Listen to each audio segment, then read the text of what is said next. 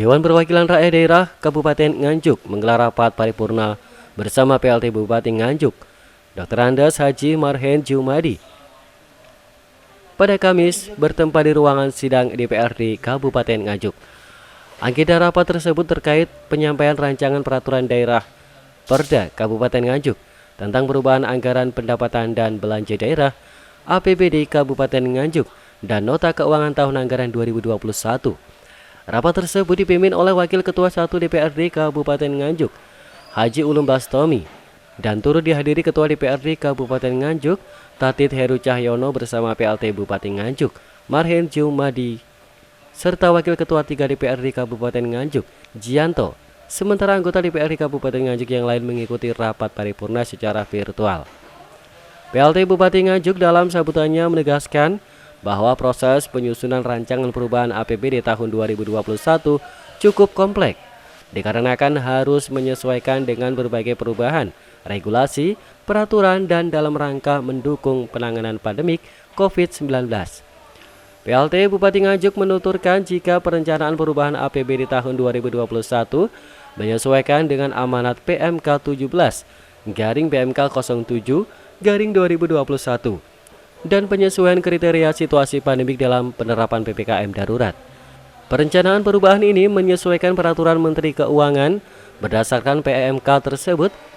Dana alokasi umum DAU Kabupaten Nganjuk mengalami penurunan sebesar 3,2%. Ditambah lagi dengan adanya kewajiban daerah untuk penanganan COVID-19 sebesar 8% dari DAU tersebut.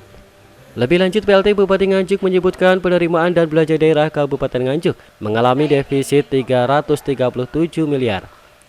Sementara Ketua DPRD Kabupaten Nganjuk Tatit Heru Cahyono menegaskan penyampaian rancangan peraturan daerah Kabupaten Nganjuk tentang perubahan anggaran pendapatan dan belanja daerah APBD Kabupaten Nganjuk dan nota keuangan tahun anggaran 2021 digelar untuk menyesuaikan dengan visi misi Bupati Nganjuk.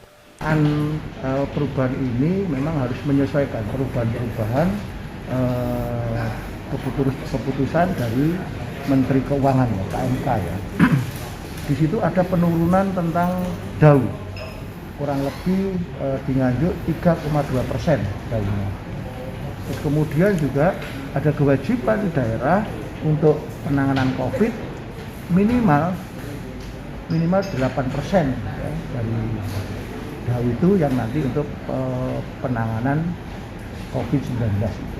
Maka di situ harus ada perubahan APBD terutama tahun 2021. Perubahannya di titik mana Pak Bu? Perubahan termasuk juga satu yang kaitan dengan banyak yang direfocusing karena juga ada anggaran untuk nakes, banyak kegiatan-kegiatan yang kita cut off ya. Pembahasan ini bertujuan untuk menyesuaikan atau menyinkronkan dengan visi misi Bupati Nganjuk.